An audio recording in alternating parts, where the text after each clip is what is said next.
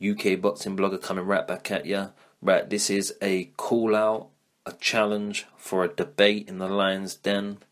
But just remember, before you answer my call, I'm going to strip you of all your dignity. There's going to be no doubt, because UK boxing blogger is going to show the whole YTBC what it's all about on this issue. Naseem Hamed. I believe that no featherweight ever, except for the likes of Willie Pep, Henry Armstrong, Sadler, Kid Chocolate, can fuck with this dude. Well, maybe Salvador Sanchez, but anybody else can fucking have it. You know, I believe he's like in the top 3 to 6 featherweights of all time, anytime. And I'm just going to break down the reasons why. I'm not going to go too in depth because I'm not going to ruin my whole debate, but I'm going to put enough out there to give this video credibility. First of all, I'm going to give you a little bit of background. This guy is from he comes from Sheffield, England, with Yemeni descent. He's a product of the Winkerbank gym. And those US fans that might be listening to my video, go do some research on this guy. Is a guy called Brendan Ingle, man. He's an Irish guy, opened his own gym now. What he does is great work for the youth. He's a legend. He should be a Hall of Fame trainer, in my opinion.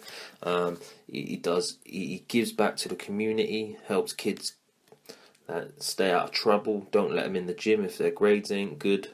But he gets inside fighters' head. He's cut from the same cloth as, I know, controversially, but unless you go and do your research and want to challenge me on this in a debate, and I'll fucking take it. He's cut from the same cloth as guys like Custamato. But he gets inside fighters' heads. It's a fact. And hang on, I'll rebuttal my comment a little bit here for people who think I'm crazy at this moment.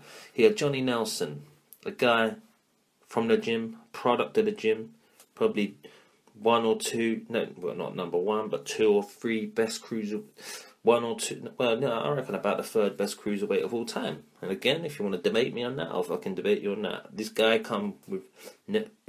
had 2 left feet, 2 left hands, he's clumsy as hell, he had no talent in boxing whatsoever. This guy went the distance with guys like Henry Akinwande, Corey Sanders, but at heavyweight, found his weight. He fought numerous world champions, like future world champions, present or past world champions, I think like 7 or 8, something like that. Beat guys like that German dude, Marcus Bott, who was fucking undefeated, was even juiced up in that fight, and he fucking took him out, knocked him out. Beat guys like, I know Dennis Andrews was a light heavyweight, but beat guys like that. Again, this guy was on a learning curve, had no talent, took the title of Cole Thompson, beat guys like Bruce Scott, travelled around the world, fought for anywhere from Australia to fucking Brazil. The dude's fucking deadly, man. 14 defences, record defences in the cruiserweight division for the WBO title that Marco Huck's on right now. The guy's a fucking legend. And I'll debate that as well. I'll go into more detail on the guys he's beat, you know, and he always travelled to Germany, Italy, for European champions, or the next big thing. Again, US fans who don't know enough about the UK scene or European scene, that should educate themselves. The kind of guys that wanted to diss Bundu the other week when Furman was fighting him, didn't know nothing about him, probably still going to diss him, you know, but in a way, you can't change that. But in the cruiserweight division, super middleweight divisions, you always get this next big thing from Germany, and fucking Johnny Nelson always travelled over there to diss him up. Can't. He's even been to America a couple of times. You can't fault this dude. He's fought all over Europe, man. The guy's fucking. Even I think his last fight was over in Italy. The guy's fucking a legend, mate. And Brendan Ingle, again, that's another debate. If someone wants a Johnny Nelson debate on me, I'll take any fucking cruiserweight except for Evander Holyfield. Fucking, again, a product of the Brendan Ingle gym. Not only that, he encouraged these guys with a certain style. Anybody knows anything, other than guys like probably Kell Brook and even Clinton Woods, who was there for a short time, would know they're the most conventional kind of fighters that have ever come out of that gym that I've any known. You know, like Junior Witter, another young guy that was or even Ryan Rhodes. But even going back to Junior Witter, that guy was a well-travelled fighter. All these guys from the Winkerbank gym don't fit the profile from the US kind of perspective that they don't travel. Because Witter travelled to America, fucking all around Europe. You know, Witter fought some tough challenges. Beat Chop Chop, Lovamore Endu, Kotelnik. I know he fought and lost to Bradley on a split decision. Retired against Alexander, but they were undefeated Lions. He even beat Vivian Harris. You know, the guy's fucking been there and done it. But again, that's another debate. I'm not willing to debate Junior Witter unless it's a credible opponent. But you know, anybody wants to fuck with the UK fucking legends, come call me out on a debate, man. But anyway, getting back to my point, you know, this guy Brendan Ingle stamped his shit on guys. And they all got a similar style, and he gets in their head, man, and makes them do mad shit. Watch the documentaries on the guy. The guy is fucking a trainer that should be Hall of Fame, that gets inside your head. He's cut from the same cloth as Customato, in my opinion. Right, well anyway, getting back to the point of Naseem Hamed. Naseem Hamed was a young prodigy, man. One of our youngest world champions in history, even at the age of 20. The dude was beating guys like Vincenzo Belcastro. The dude was a reigning fucking bantamweight, fucking European champion, two-weight bantamweight, super bantamweight, and a bantamweight European champion. Naseem Hamed beat him when he was young and raw. This guy challenged for world titles a couple of times, only ever lost on split decisions. But you know, Naseem Hamed handled him well, and then when he stepped up to super bantamweight, he KO'd everybody he fought. I know, yeah, there's question marks about the kind of guys that he was knocking over, but he was just trying to get himself into contender situation and force a world title shot, which weren't the easiest thing in them times. I know, like back in the early 90s, but you know, he did knock out guys like fucking Ramirez, who was an undefeated guy. He was taking guys out. He was exciting. Freddie Cruz lost a whole bunch of fights, but Freddie Cruz lost a few fights when he got early in his career, but then he built up a head of steam. The guy was going the distance with Vasquez and fucking Wilfredo Vasquez and fucking Robinson, just before Naseem takes him out. You know, so the guy's going distance with the super bantamweight champion, the WBA super bantamweight champion, and the WBO featherweight champion, and then Naseem Hamed, a fight or two later, knocks him out. You know, so his guy's showing potential and power. Still a young dude. No super bantamweights probably could have fucked with him at that point. But then again, you know, because of the promotional aspect of the game, we have a WBO champion from Wales, fucking in the same sort of promotional umbrella as Frank Warren. The fight's unable to be made. The guy thinks Naseem Hamed's a cocky young dude. The fight gets made. Naseem Hamed dethrones the WBO world champion, featherweight world champion in fine style. So what I'm going to do is I'm just going to go through a brief description of the rest of his career. Right, I'm going to save all my weapons, statistics on the kind of guys he knocked out, you know. But I'll just go to Medina. You know, they only had one previous knockdown. I don't know the circumstances surrounding that stoppage, you know, but the guy had a cast iron chin. Again, world champion a couple of times, and there's the WBC, WBO, I think, and maybe another belt in there as well. But again, Naseem Hamed takes him out. Tom Boom Boom Johnson is the long reigning IBF titleist. What does Naseem Hamed do? Take him out. Kevin Kelly comes over, says he's going to smoke his boots. What does Naseem Hamed do? Smokes his boots. Vasquez, the lineal champion, reigning WBA champion.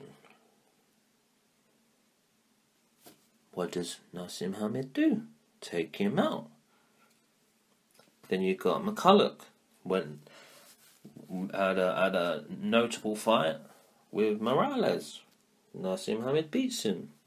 One of only 2 guys Naseem Hamed has never knocked out at world title level during his defences, because the Barrera fight wasn't for his WBO world title, it wasn't for a defence, it was for a vacant, I don't know, the IBO thing that was going about with Lennox and all them boys at the time.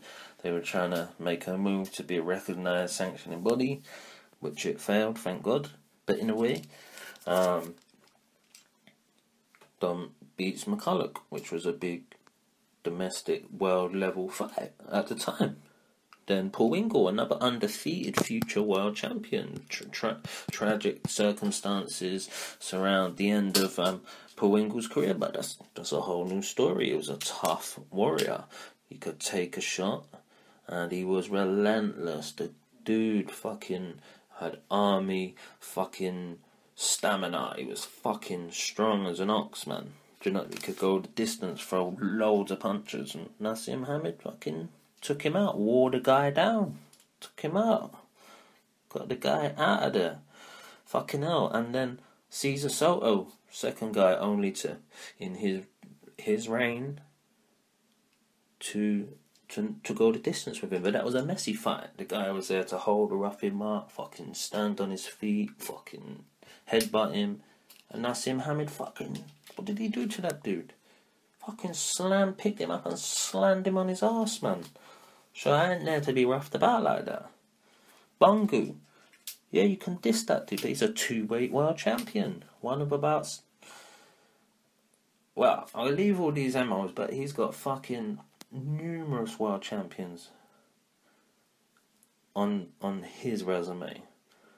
Took out Augie Sanchez. Again, you can say this and that, but Naseem Hamed wrecked that guy's career. You know, Naseem Hamed, one of the most brutal, exciting champions that there ever been. I'm not even going to tap into what he did to the featherweight division in my perspective and the impact that he had. I'm going to save that shit for debate as well, and I'm going to run hard with every point that I put here. And also, nobody can even say that Naseem Hamed ducked anybody. He got the WBO title of the WBO champion. He got the lineal title of the WBA champion, who got it stripped before the fight. He beat the long reigning IBF champion, and he beat Soto, WBC champion. So, right, let's just backtrack a bit to an even bigger point. I believe, other than Espinoza, there's not one dude out there that you can even put in a time period that Naseem Hamed ducked or didn't destroy. The long reigning WBC champ, which I think he would have beat in a way, and in the debate, if someone wants to take me on that and swap stylistic views of what would have happened and break down their careers, I'm going to have the numbers, you know, of what they and the opponents they fought and what they brought to the table and what they accomplished as a mini debate in the debate, because that's the only guy you can accuse Naseem Hamed of ducking, because he fought them all. Anybody that wants to dare come up with Morales,